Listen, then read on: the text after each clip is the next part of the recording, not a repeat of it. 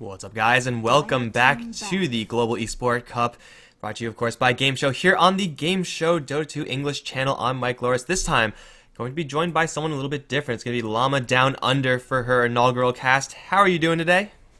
I'm fine, thank you. Having a good morning. How about you? Well, it could be better. Lots of chaos today. A lot Yeah. more than there should be in any given day, I think. But we're here for, I think, the second, third place decider match. I'm pretty sure we have a four-man group going here, and CIS Rejects are at the top, Kel Surprise, and, well, here we go, LLamaDownUnder going up against SV. They played earlier, but SV ended up getting, like, a def loss because they were late or something. I don't know what happened, so I don't know what happened in that game. Yeah, but either way, we've already got a couple of bans and picks coming out. The one that's surprising me the most, Husker, first ban. What? That's astounding, I think. That was, I think, just the fact that SV picked that up in that game that I was talking about, the one that wasn't actually finished. There was a Huskar involved, there was a Templar Assassin involved. So okay. LLamaDownUnder just, a little bit of PTSD, just want to make sure that that doesn't happen again. Yeah, I can understand that, but it does mean as we're seeing a lot of really strong heroes left in the pool. So we got the Wolver and Doxia combo coming out, and Lena, 950 pure damage with that Ags, like, oh, she is really strong right now.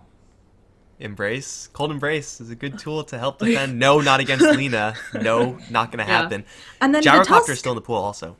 Yeah, I think he'll be banned out this round, although they have to also worry about the AM, Amati needs to ban out that AM. Lena into AM, not very fun, and she's going to have so much mana. Also nice to always get the Tusk on your side when you're the Lena, because you can dodge that Laguna Blade with Snowball. So, gonna be interesting to see what comes out here. But as you said, Gyro, AM, it does mean a lot more, like, viable offlaners and Earthshaker are going to be left in the pool. Yeah, there's the Gyrocopter ban. As powerful as those heroes are, I think Shaker is something that SV kind of have to take or ban right now. Like, Shaker Lena for the mid lane for LLamaDownUnder is just way too much for SV to deal with. They're kind of defensively focused right now, SV, with the Darkseer in the off lane. He's fine. Winter Wyvern as well. Templar Assassin's the pick. Okay versus Lena. Gets a lot worse when there's another hero involved, whether it's a snowballing Tusk or a fissuring Shaker in that mid lane. Yeah, I really agree with you. I feel like Earthshaker +1 always wins you your mid lane. It doesn't matter who it is. It doesn't matter who you're against, right? That Earthshaker just having so much ability to set up stun, and then also you can just do lots of damage with either Lena or something like Shadow Fiend. Templar, the refractions aren't enough.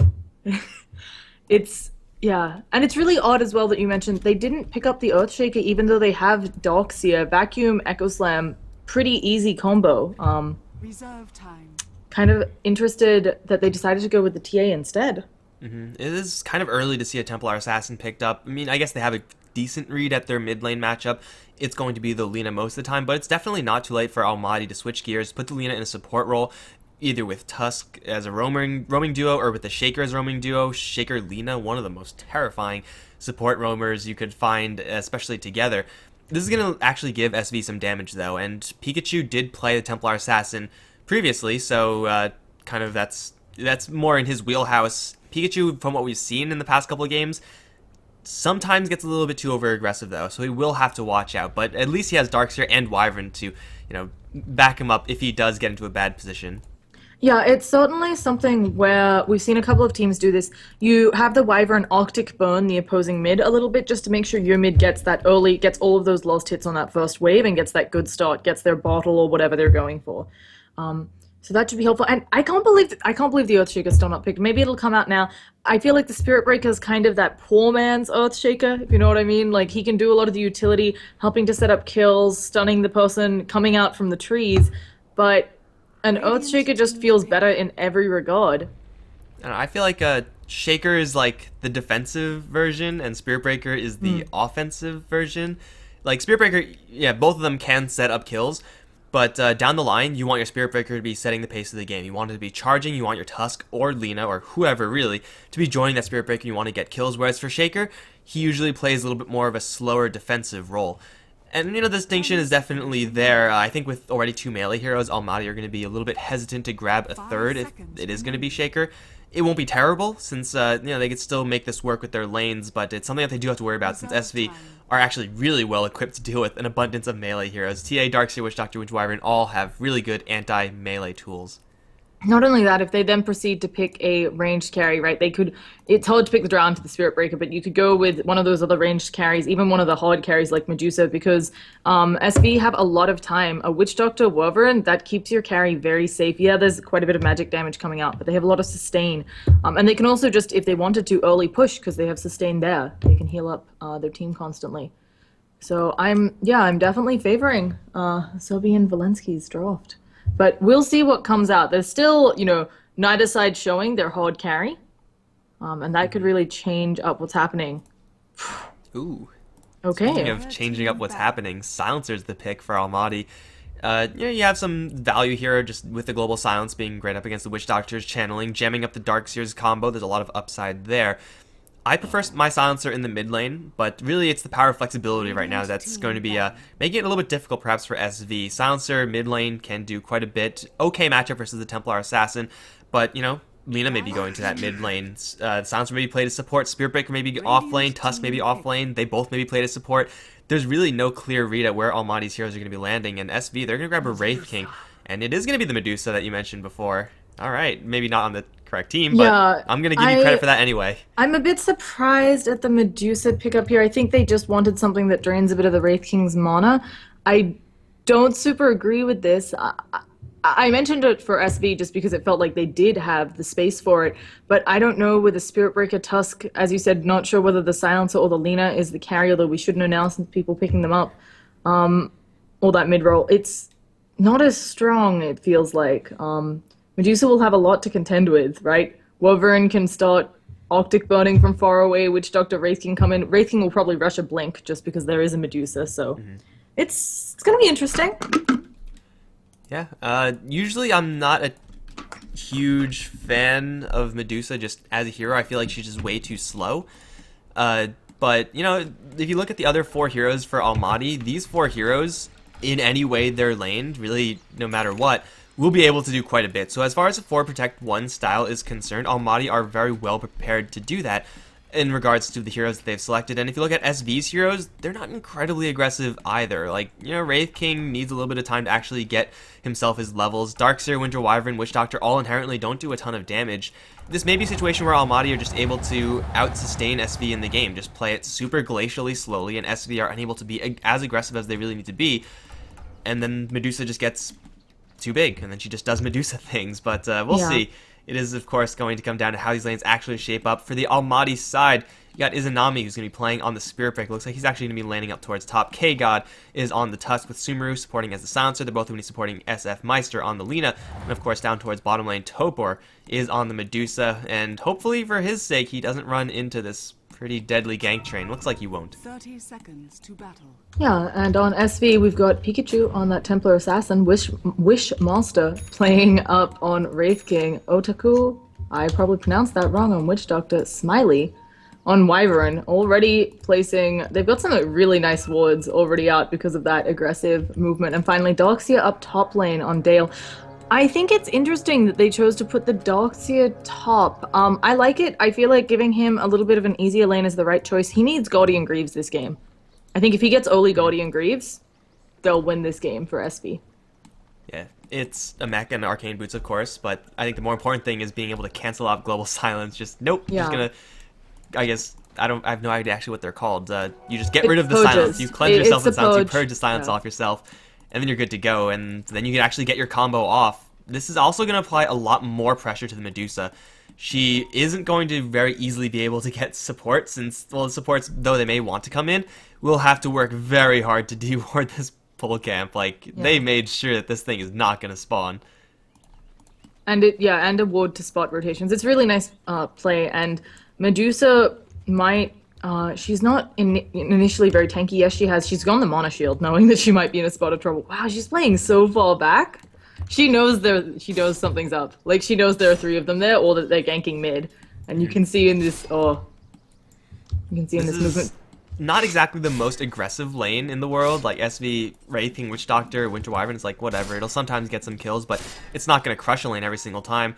Medusa just being by herself, it's a pretty easy way to win that lane. She is going to be heavily delayed. I mean, it's not going to be too bad since they do still have the explosiveness of Alina, who's doing decently. The Spirit Breaker up towards top, definitely very explosive as well. So if those two heroes get their levels, get their gold, then they could definitely bring this back in the mid game. But Topor getting absolutely no CS, very little experience, doesn't really exactly bode well for the 4 Protect 1 strategy for Almaty. Yeah, and I definitely feel like every 50 seconds, I think this is why they're playing so far back, every 50 seconds you have to be careful because the Arctic Burn will come out, and it does enable them to, if they can get that Wraithfire Blast on you, I do think between the 3 of them on a Medusa, they have enough damage to bring her down. She has less than 500 health because she went the Wraith Band build, so yeah, I mean, she has that Mana Shield, but it's nothing to write home about right now. And aggressively for Almaty, they can't really do that much. Like, even if they catch Wraith King completely in those shards, he can put up a hell of a fight. He has a lot of, or down the line especially, a lot of healing behind him, a lot of poking behind him. Aggressively, this Almaty lane doesn't actually do that much. Defensively, it's kind of mediocre as well. Curse the Sound actually really good versus Wraith King, since he's not exactly known for his deep mana pool, but yeah, it's only castable every so often. But still, Medusa, at the very worst now, can get some gold, or at least, you know, try to get some gold. Yeah. Taking a quick look at the other lanes, Dale's pushing this top lane like there's no tomorrow, and there's not much Spirit Breaker can actually do about that. You'd expect this lane to be constantly shoved in by the Darkseer. Yeah, it's definitely a favorable matchup for him, and Dale might even be able to get a kill on Spirit Breaker. It'll be difficult because he probably won't skill up a point in vacuum, so he'll have nothing to cancel the charge.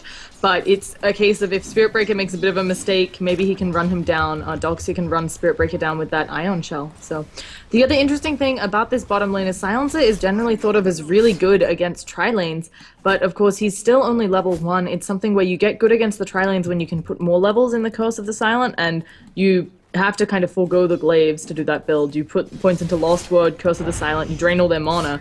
But here, he's getting Curse of the Silent on just 1, which is not the best. And it's a level 1 curse as well, which sometimes you're thinking, oh shit, my mana pool, I gotta cast something, but it only drained 40 mana out of the Wraith King. Yeah. He's not exactly a smart hero, but he could deal with that pretty comfortably, so yeah, he's gonna be fine. Finally, though, Almaty do take down all the wards that were blocking the pole camp. There were 1 observer, 1 sentry blocking that, and they took care of all of it. So they will be able to get Sumeru that extra source of experience, try to get him to level 3. And Tusk, similarly, like much like the Silencer, does need his experience as well. But oh no, another sentry to block the camp.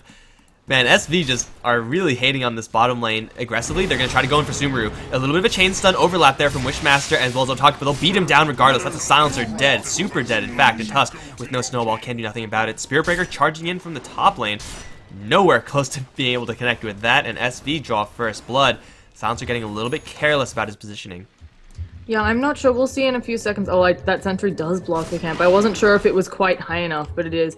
And the other thing to mention, not only is now this tri-lane winning for SV, the mid, TA got a DD and is having a much better time. Oh goodness, they're actually returning some fire onto Wraith King, but he's just going to walk it off. As we mentioned, oh, and Silencer did go the glaives. I feel like yes, glaives will let you harass, but they're actually something that you can't throw out a lot. He has no mana regen on him, and a point in Lost Word, it also gives you a slow. So if they had Lost Word there, they maybe could do something.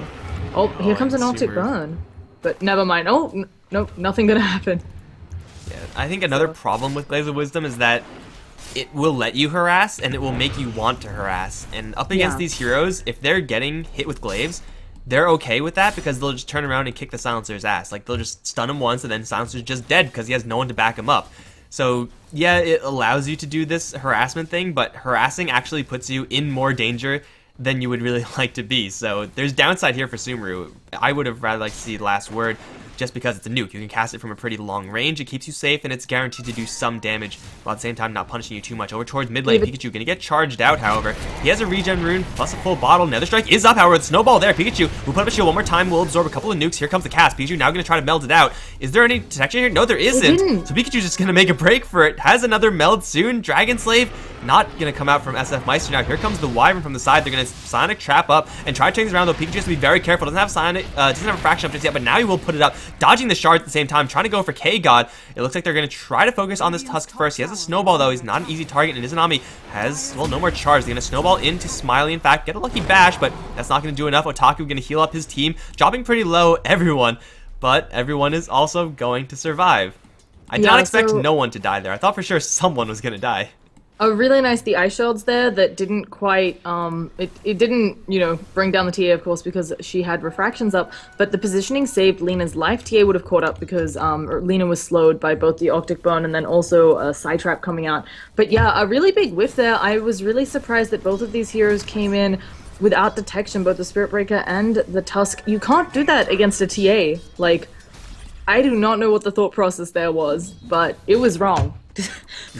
So I think a little mistake there, maybe thinking they could get a kill more easily than they did, but yeah. And TA also was already winning the lane. Now she has to go back, so she's gonna fall behind a little bit, but actually the creep wave's right at her door, so she'll get it all back. Doesn't look like she missed too much. Just a minor hiccup in lane for Pikachu. Almost has refraction maxed out, and well, you can already see Almaty don't really have any great skills to burn through that refraction shell. She was able to tank the entire barrage of spells from Lena. I think she also tanked the charge there from the Spirit Breaker. It ran to the shield. Yeah, So, they did not count the refractions, which, you know, it can be difficult, so I can't fault them too much, but it was definitely something that they needed a bit more. Anyway, charge coming out top on Dale. There is a ice shards and a snowball, but this Dale, oh, they used the Nether Strike, and it's going to be Darkseer down. Finally getting themselves on the board for Almaty, but at the same time, this is 7 minutes in. We got 2 kills. Well, I'm sure there'll be more, but that's what happens when you have a Medusa on your side. She's not able to do too much, and the team as a whole not going to be really itching for those kills, at least until you have like a Yule Scepter on Lena or maxed out charge from the Spirit Breaker, or Walrus Punch. That could also do it. But, you know, 1 for 1, it's Almaty, as I said, getting on the board. But still, SV are out farming. They have phase boots now up on the Templar Assassin. Wraith King has pretty much a completely free lane, 1v0 now in fact, and Darkseer, as we said before, dominating up towards top, is going to be grabbing a pretty quick mechanism. They will have items and, you know, skills at a pretty decent timing to get in way underneath this Medusa. She's nowhere close to being anywhere ready to fight. Maybe she'll have Stone Gaze by the time the aggression comes up, but yeah, I don't really know how often that's going to save her. The obvious actually, they're going on Dale again. This charge will land. I don't know if everybody's close enough though. Medusa's gonna throw some auto attacks. Ice Shield's being put out to try and stop him from running away, but he's actually thinking about killing Spirit Breaker. Puts him in the snowball to save his life, the Tusk does, but at the same time, Medusa now taking a lot of damage. She needs to auto attack him down. She actually pops first, and then the Spirit Breaker also falling. This was a really bad team fight for them, all 3. And somewhere else, the Silencer died down bottom. I completely missed that one. Yeah, he just got dove hard by the Wraith King and Smiley together. Darkseer balling out on this top lane. A little bit of disrespect there coming out from Almaty. You know, usually in that situation you think, okay, Darkseer, he's vastly outnumbered, we've got this kill. Until you remember that Medusa actually doesn't do anything, and Spirit Breaker already used his entire kit. Dale was able to tank through that with his 8 armor, and then just turn around. I think it was the Ion Shell and a Creep that actually got one of those kills there, but also Vacuum Walling. A little bit early, perhaps, to expect that from Almaty. Usually that doesn't come out until 15-20 minutes in, but it's up now. Now the mech's up on Darkseer, he's even tougher to crack. SV take 4 kills across the map, take a tier 1 tower up on top lane, and probably will also take a tier 1 tower down on the bottom lane as well. Almaty, this 4 Protect 1 strategy needs to kick into gear, needs to kick in now. Lena has her Laguna Blade, that's nice and everything, but yeah, you're walking into a Wraith King. Laguna Blade can only kill him once. They're going to run to Smiley first, however. They have charge, they have another strike. I don't see a situation in which Winter Wyvern is actually going to escape. Embrace actually gets cancelled, gets bashed as well. Not like the Embrace would have mattered too much. Now Wishmaster is going to run to the Lena. Has not enough mana to actually reincarnate, pops 6 charges, he's fine. And he's going to try to put as much damage as he can into SF Meister before he goes down. Has Wish Doctor right in the corner. They're all really clumped up. Cask going to be a nuisance here, but they get put into the snowball, making the cast kind of minimal. Wishmaster going to pop right back up again, going to try to go for SF Meister. Wraithfire Blast is there, and Lena will get ground down. Big crit to seal the deal. Although kind of unnecessary, they get the kill anyway. They're onto K-God. Surge forward on the Wraith King. Body blocks from Otaku, unfortunately, so they shouldn't be able to get this kill onto K-God. Looks like Kieran is going to be able to slip away. But still, that was not good enough for Almaty. Nowhere close to good enough. Now Wraith King has his Blink Dagger, and now he's ready to be very aggressive, and Almaty have, well, nothing.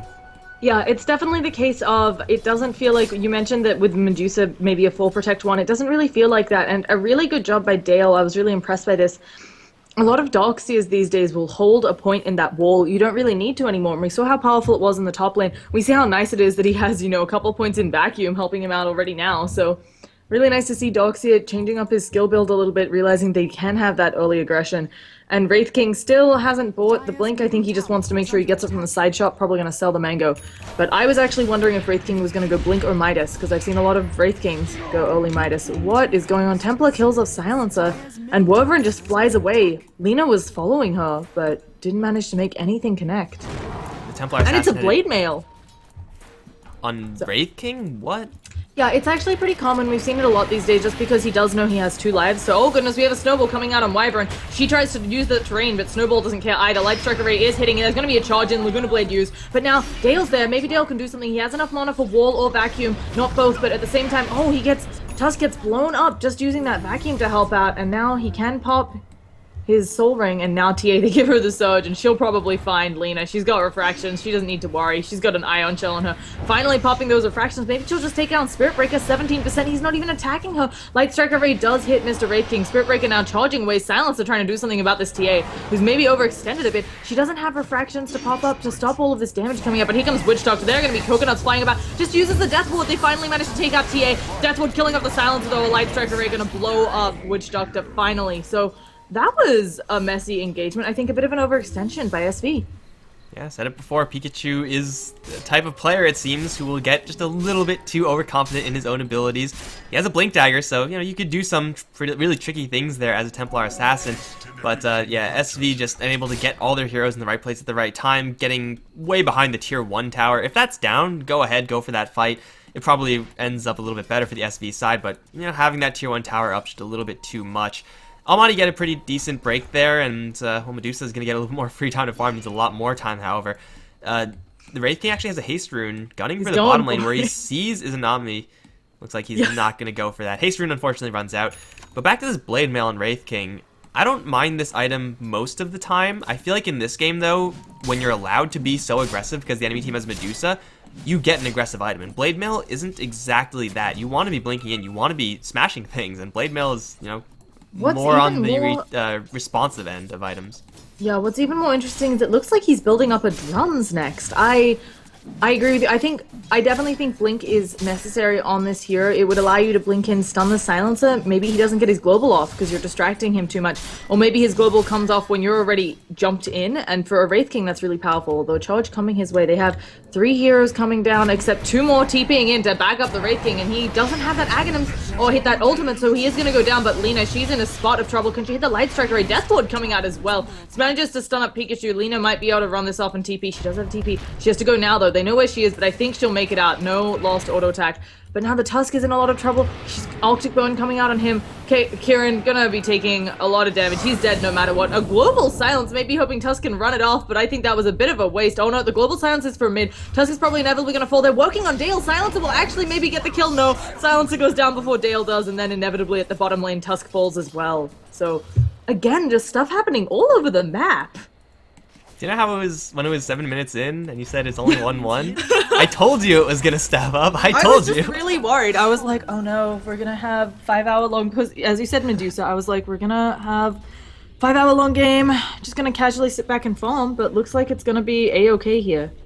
So Medusa's not as bad as Naga Siren, just going to put that out there right now. But Global Silence being used, and well, it did slow down the Darkseer, I suppose. I want to believe it, you know, prevented him from surging and just killing off the Silencer immediately, but I wasn't watching that fight necessarily. So the mistake the Silencer made, he wanted to be in the AoE to get in. He could have lived. He actually had an opportunity to run away, but he came back to see if he could make sure he got the int and to throw one last glaive into the Darkseer, and Darkseer vacuumed. And the glaive did kill Darkseer, but he had the opportunity to vacuum the Silencer through the wall. So, a little bit greedy play there from Silencer, and costing him int. He only has +2 right now. I think it's worth the risk, though. Silencer getting intelligence, obviously huge, but taking int away from the Darkseer is also pretty substantial. I feel like SB, even after that Bloodbath, going to slide right into the Roche Pit. They have level 4 meld, or I think they should. Yes, they do. And no medallion or anything like that. Witch Doctor is going to gun straight for the Aghanims, but LLamaDownUnder are very far away from dealing with this. Though, in theory, Medusa would be a decent hero to have if they were going to contest Roshan. She's just not ready to fight yet. In fact, is going for a Morbid Mask. Also, maxing and a Yasha, it seems. Yeah, and that's the Roshan. I'm not quite sure I super understand this Medusa's build. I am a fan of the Mystic Snake, especially since it feels like they picked her to deal, you know, steal a little bit of mana from Mr. Wraith King, I'm not quite sure I understand this max split shot, no points in Mystic Snake, 1 point in her Mana Shield build. This build is... Well, it seems like she thinks she's playing a gyrocopter. Just gonna put that out there. This is the build that you go for when you have a 1v0 lane, you're fine, you're farming all day long, and Mystic Snake has no value. That was clearly not the case for the Medusa. Oh, they're gonna catch Witch Doctor with the Eul Scepter, drop him into an LSA. Global Silence is there as well. Okay, well, might be a little bit unnecessary, but that's certainly a dead Witch Doctor. Might be a little bit too much. They could from see Almani, the but vision with the ward. They could see that the Dire is here, that SV could have come in and maybe done some damage. So I think they blew the global to stop TA from coming in and being a pain. Oh, okay. From the looks of things. As long as they get the kill and get out, Silencer does get a stack of int from that, taking away from the Witch Doctor. Not too bad there, but yeah, this Medusa is going for a very slow build. Like, most of the time, Medusa wants to get some sort of mobility item. Yasha is the first item, is usually pretty decent. Phase boots or travels even, if you could somehow afford that. This is going to be her looking for ancient stacks, but clearly we see SV. I mean, they just cleared out the Radiant Ancients. Yeah. They have the Templar Assassin, they have a Wraith King to sustain. Stacking Ancients for Almaty, though there is a lot of upside there, there's also a lot of downside. Yeah, it's also something I'm a little bit surprised this game. It's only a 5,000 net worth and about a 3,000 experience lead. It feels a lot bigger just because of how the Wraith King and the TA have been kind of running all over them, and the Doxia. But I think what actually happened is there had been some of those overextensions, and of course when you're behind you get a bit more gold out of those kills. So they're not doing awfully on Almaty, or yeah, on Almaty. It's just, it's rough.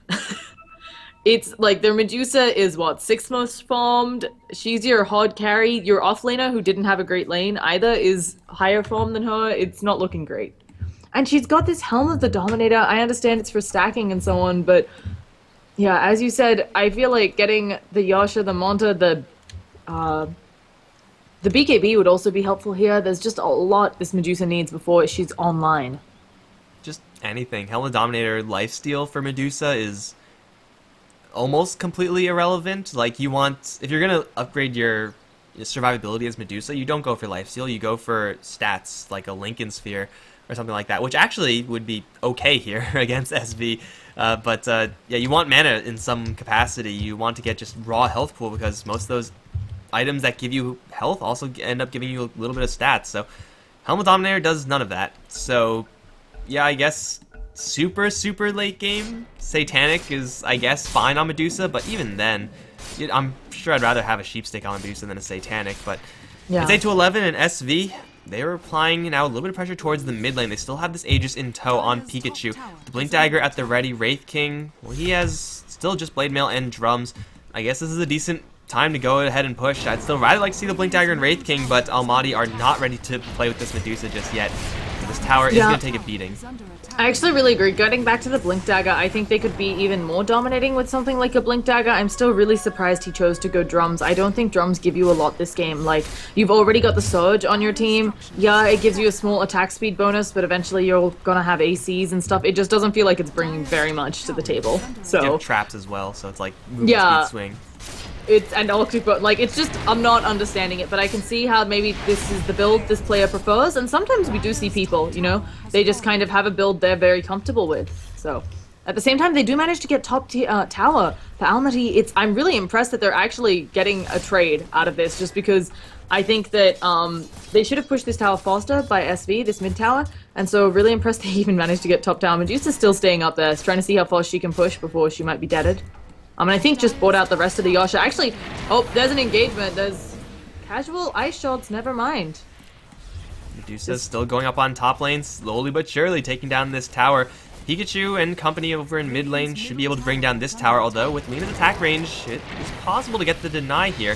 In deny range, how baller are you, Meister? It's like not baller enough. Pikachu's gonna grab that one. That'll give the Templar Assassin her Desolator, making future pushes that much easier up towards top. Tower should be defended. Wraith King is gonna show his face there. But it's a 1-for-1 tower trade after all is said and done. But Medusa crucially gets a couple moments up on top lane where she is able to clear out creep wave after creep wave, gets a couple of towers worth of gold, And this will get denied. Is unpunished. This top tower. So it was actually really good. It's unfortunate that the tower does get denied, but I really do think that Almaty got the better trade out of that. They are certainly not in a position to be taking tier 2 towers, and the fact that they got one, it also opens up the jungle if they need to potentially smoke gank or anything, right? The rotations won't be there as easily from SV, so they can get up into all of this jungle action much more easily. And the lines on my screen look really weird, so hopefully they're not weird on your screen as well. Anyway. See the jungle circled. Yeah, That's it's... the important thing. You know how it is when you're on your screen drawing. Anyway, getting back into this.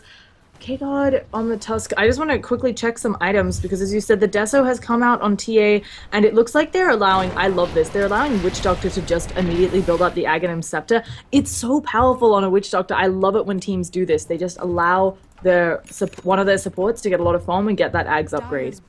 So, I think in most games that's going to be something that I would also like, but you're walking into a silencer.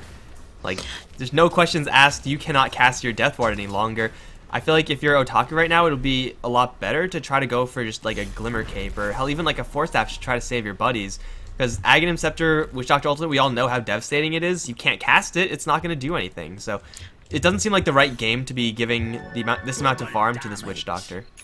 Yeah, I think the thought process is that the Witch Doctor will play back, the Global Silence will go off because maybe the Darkseer jumps in and initiates. He does have his Blink up, and now finally Wraith King getting his Blink. But I think the plan is, you know, those people jump in, the Global Silence is blown, and then Witch Doctor gets to drop a Death Ward after the fact. Oh, yeah, we've got a nice engagement. Oh, he's just gonna go down the Arctic Bone, slowing him so much. And that's what we talked about. You don't need the drums when you got Arctic Bone, Psy Traps, and Wraith Fire Blast. Yeah, just walk into Curse as well. I mean, there's actually nothing you can do with Spirit Breaker. There will be maybe some counterplay in the future since he's working with his BKB once he responds, but yeah, just way too many heroes there. Wraith King and Templar Assassin both doing a decent amount of damage at this stage, and Wraith King TA, just both of them blinking into any given target on LLamaD. I'm pretty sure that target is just going to drop. Tier 2 bottom lane now under siege from SV, and LLamaD have no trade in sight this time. Medusa's still pushing up towards top, but there's no chance she's going to take a tier 3.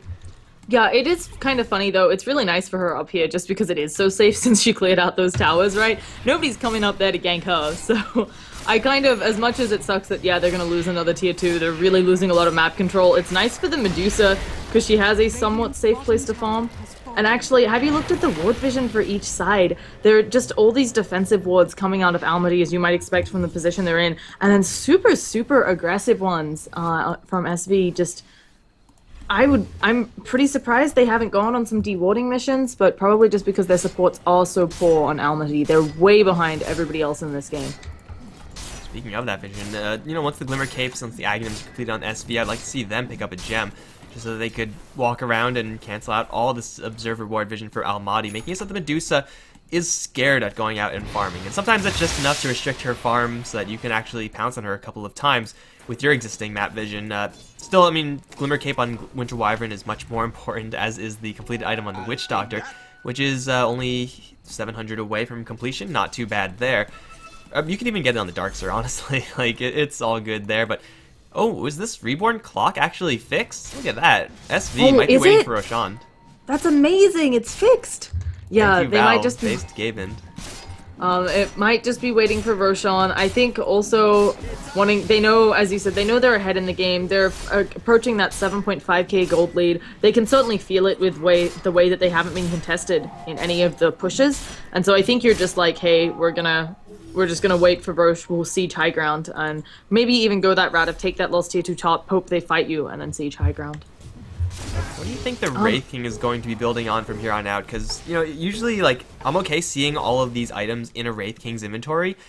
I'm not really okay with the sequencing of these items, but now he's at a point where he can make some different decisions. You think it's going to be like an AC, maybe a late Radiance, or some mischance? I think all of those are good options. A lot of Wraith Kings also go something like an Abyssal, which might be really nice here. I keep saying it, but if you can lock down that Silencer, if there's no global silence, LLamaD, I don't believe, can win a team fight here.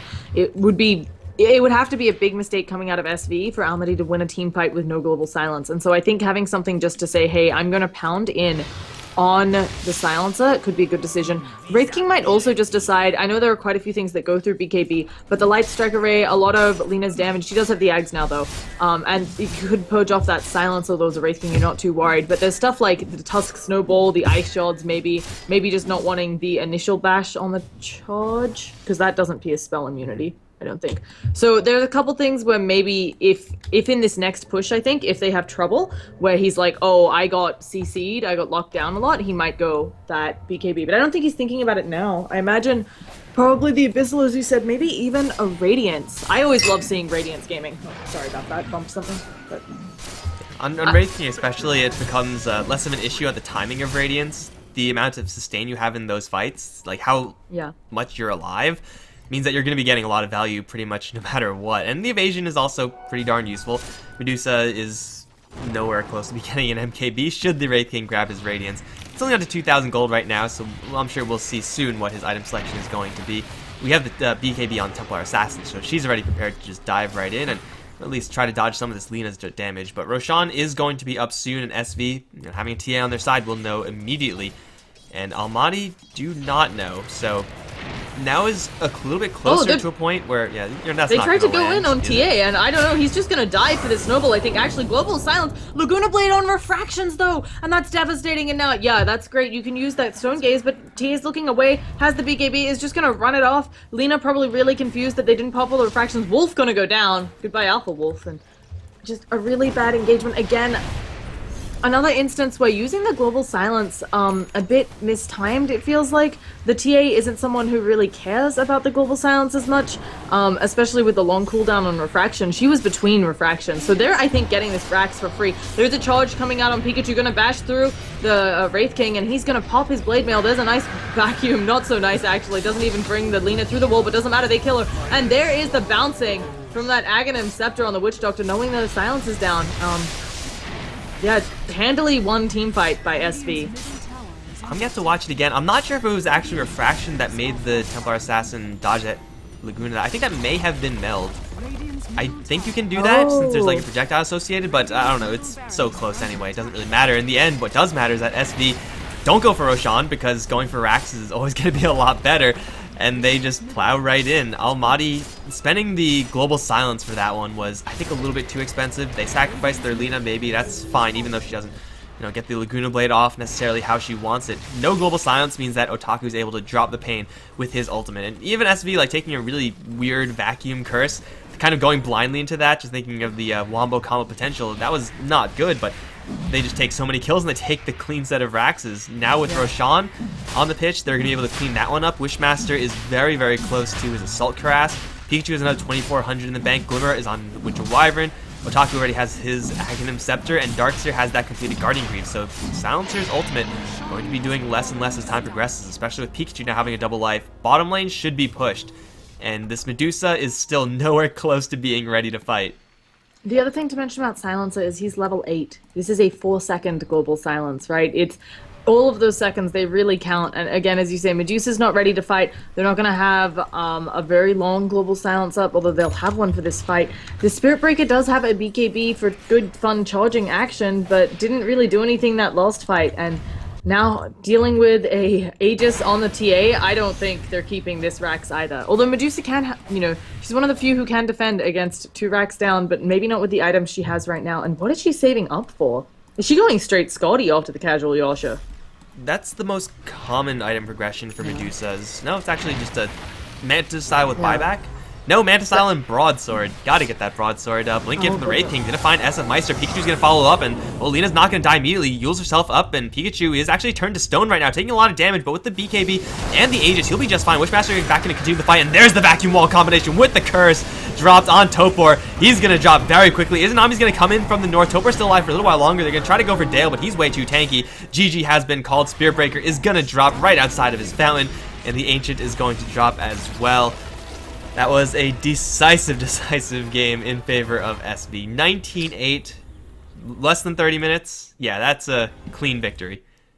Yeah, it felt like they definitely were the more experienced team here. They did make a few mistakes themselves, but recovering very quickly and just getting a lot out of... They really did a good job on punishing Almaty's mistakes, so very impressive performance out of them.